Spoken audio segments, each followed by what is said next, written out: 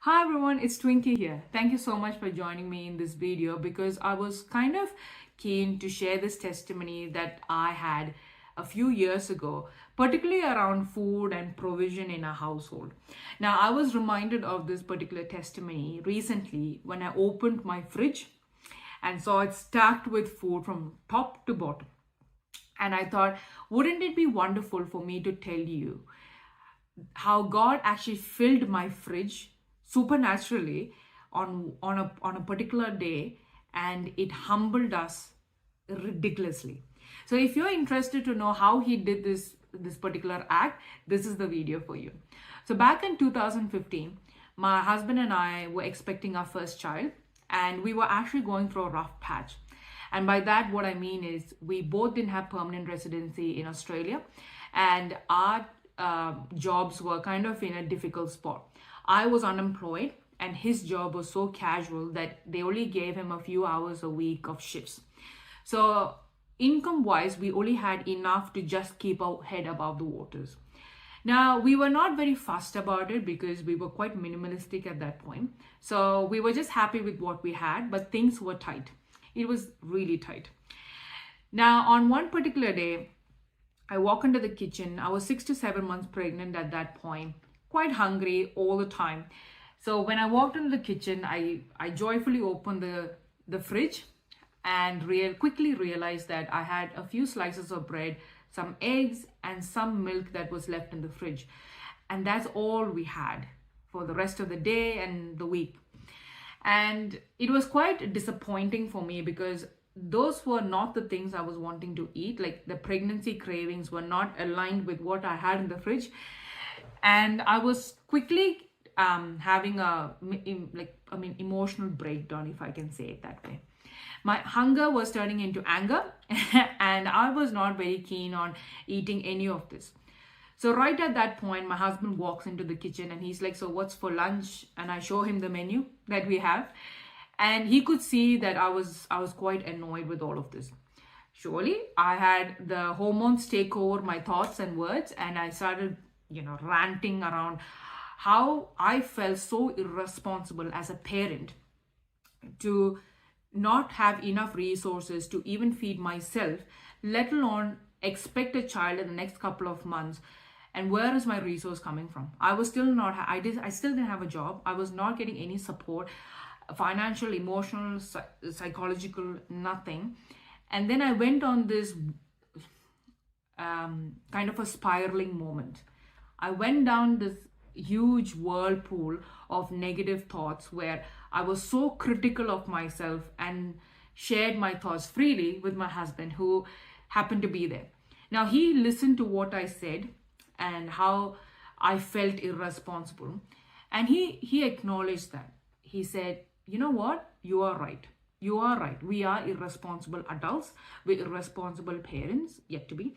And we kind of got something completely wrong." So on that particular day, he was actually reading the incident about the ravens feeding Elijah during that difficult period. And he shared it with me that he thought those were things that happened in the Old Testament. And he was yet to see anything of that sort happen right now in this day and age. He kind of challenged me on that. And he said, "Do you think God is going to provide? Do you think God is going to fill this fridge for food? Do you think that's going to happen?" And I'm like, I have no idea. I'm just like drowning in my tears and my pain and my thoughts right now. I don't want any more additional negativity to me. Like, thank you.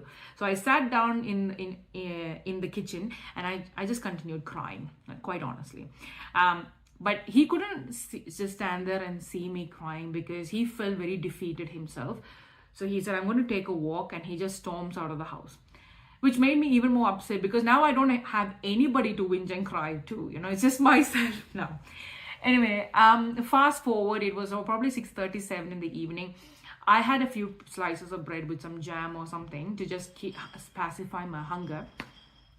And he walks into the home, and his phone rings at that point. So there's a lady in our church who was living quite far away at that point, and she called him and said, "Hey, will you be home around 7:30?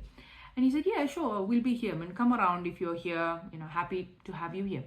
And she's like, yeah, sure, I'll come around. So when she comes around, she parks her car right in front of our front door, and it's a very narrow road at that point. She sticks her head out of the car and asks both my husband and me, have you eaten? And we both kind of had a white lie moment there. We said, yes, we have. But we didn't say when, we didn't say what, we just said, yeah, we've had something. She said, right. So she comes out of her car, walks straight into her kitchen. She opens the fridge and she's like, wow, you seem to have a lot of storage in your fridge. And at this point, I'm so humbled and embarrassed is probably the right word to use, because I've kind of said a semi-lie to her at that point, right? So I said, yeah, we do, we are going to buy groceries soon. So she said, you know what? Don't worry about it. So she calls my husband to come and help her. They both walk into the car, and then comes the bags after bags after bags of goods. So I'm like, the bags never seem to be ending. So she's just chucking it onto the floor of the kitchen because she doesn't have the time to actually pack it into the fridge. And I'm not able to keep up with the bags because it's just coming in more and more. So finally she finishes it in about 15 minutes of transporting it from the car to the kitchen, 15 minutes of transportation. And she says, I was going to give this food to someone else. And she prays about it every single week. So apparently there's a grocer back in Melbourne, North Melbourne, who uses her to channel all this food even before it's expired. So none of this is expired food, but he was getting new stock, and he needed needed all of this to go to people who really needed it. So she's a usual deliverer of all of this for different people. On that particular day, she was praying as to who the food should go to, and my husband and my faces came into her mind. So she thought, okay, it's a bit far off. It's about 50 minutes drive. But she called my husband, and that's how she ended up in our home. And she said, you need food when you're pregnant when you're pregnant with the baby at this point. And I'm like, well, I sure do. I sure do. Surely I need some food. So she said, okay, fine. Take some time to stack it in the fridge or wherever you need to keep it. And she headed off. Now my husband and I are standing in the kitchen, just staring at each other, because just a few hours ago, our fridge was almost empty. Our kitchen was almost empty. We didn't have even a can of tomatoes or corn in our pantry. Now, fast forward to this point, our fridge is stacked.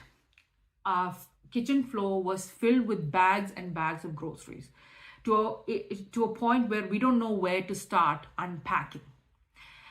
My husband saw all of this and he was like, I think God just heard our prayer. And I'm thinking, you think?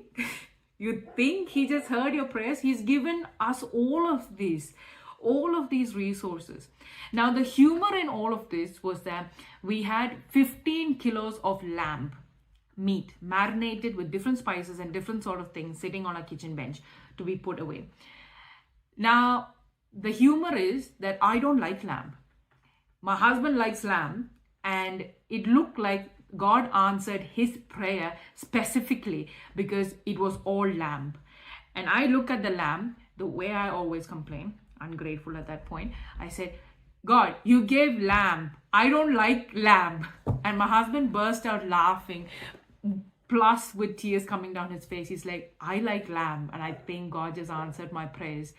So he knelt down, and I could really remember him just having this humbling experience of gratitude pouring out of him, because he saw this moment in time where God does provide. We didn't anticipate any of this to happen. It was a complete surprise to us. But God moved the heart of this grocer to provide these resources free of cost. Absolutely, there's no money paid at all to this lady who lives 50 minutes away from our home. She took the initiative to drive all the way to our home at that point of the evening, because she specifically prayed and saw us in her spirit, and then had the trespass or the level of freedom to come and give this to us free of cost. So just like it says in Isaiah 55, come, buy and eat without cost, without money, without anything. It's all freely given. We had that word fruition in front of us, right in front of our eyes at that point. Now, the food we had, it lasted us like weeks and weeks. Like, we had so much food in the house, it was beyond our consumption. So we had to actually share it to other people because the expiry dates were also coming in fast.